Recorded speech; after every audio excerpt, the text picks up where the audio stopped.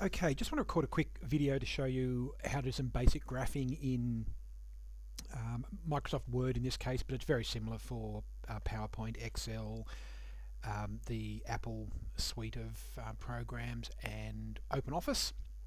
If you need, little detail changes, Google those and you'll find it. So anyway, look, it starts off with our frequency table here. So I've just made this data up and just say, what was imagined it was, what's your favorite kind of movie series here, and you can see, Lord of the Rings, Star Wars, and it's just a basic frequency table. So 25 people said Lord of the Rings was their favorite, 40 Star Wars, 52 Harry Potter, and so on. So we're just going to graph that that data, and we'll create both a bar graph and a pie chart. So to do this, we just basically click where we want to insert the graph, which we'll say is going to be here.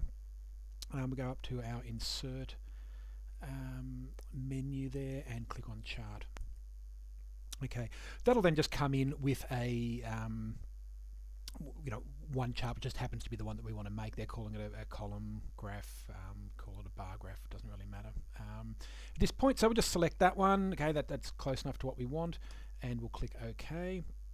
And you'll see that will insert the chart and some basic data here. Okay, so what we need to do now is customize this so it shows the data that we are wanting to show. Okay, so we'll go back to our frequency table here, and we'll look at how I'll just quickly explain how we change this to what we need. Now, first thing to note here, again, you can see here we've got for each category we have 3 bars. We only want 1, so we'll delete 2 of those. So for each category here, we'll just click on a series 2 which we want to get rid of, and you'll see I basically right click on the column heading and click delete. You see now we're down to 2. I'll get rid of category or series 3. Okay, again right click on the column heading, select delete, and now I'm down to 1 bar per category, which is what I want. Okay, so from there I can start putting in the data that I need for my particular graph. Okay, so we're just going back up here. So I'll just rename this here to Lord of the Rings.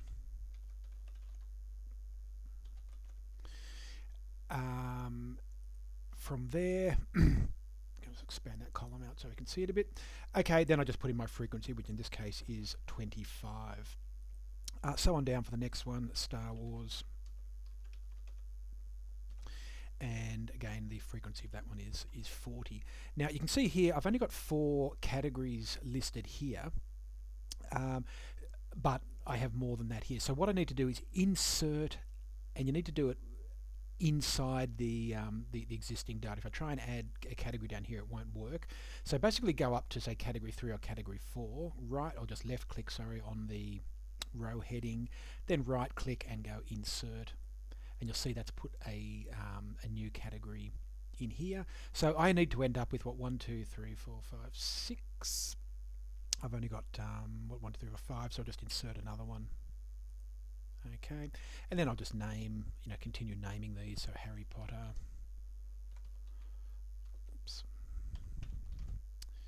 Okay, 52.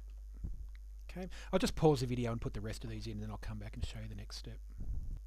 Okay, so I've put all the data now from the frequency table into the I guess this little sort of spreadsheet here that's going to be used to generate the graph, and I can close that now. And when we come down here, again, you can see now that the the whole thing is basically the graph has been drawn there. Oh, looks like I got my data a bit wrong there. Let me just see if I can remember how to bring the data back up. There we go, edit data. So I got the Star Wars data wrong. I must have put in 4 instead of 40, and there it is. Okay, so I'll just pop that one back in, fix that up. Okay, now from there you can see pretty much your graph's done. It's nice to give it a decent title rather than just series 1, of course, and any graph should have a title. So in this case, let's just call it favorite movie series. Oops, wish I could type.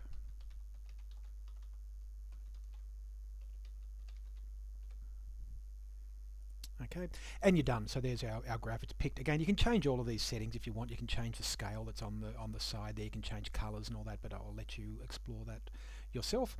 What I did want to show you, the last thing here, is now that we've actually got this data in here and we've got a graph, we can create any number of different sorts of graphs. So in the activities I've set for, I've asked you to create both a bar graph, which we've done, and also a pie chart.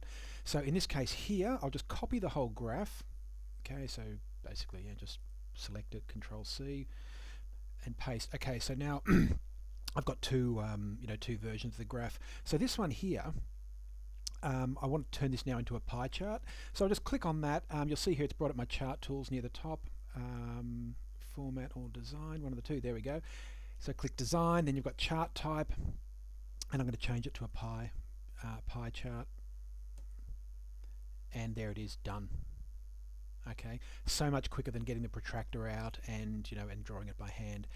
One thing I do like to add to these is a little bit of formatting. I like to have the percentages showing in each of the sectors there, as it just gives you a little bit more information. I mean, you can see from the key here that the grey one is Harry Potter, and that's the most popular one. But how much more popular is it than the Star Wars one? It's kind of hard to tell just by looking at it. Or actually, when you mouse over it, it's telling you that's 25% versus 32%. But even easier, again, if you just click on some of the formatting tools here, and you'll see it'll give you some different styles. When I click on that one, it has now added the percentages into each sector, and it gives you that extra bit of data. Anyway, that's it, guys. So hopefully you can follow that and create your own charts using Word or Excel or PowerPoint or whatever it is that you like to use. It's not going to vary much from that.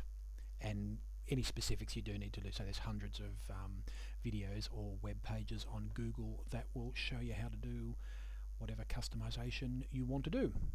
Okay, thanks for that. Bye.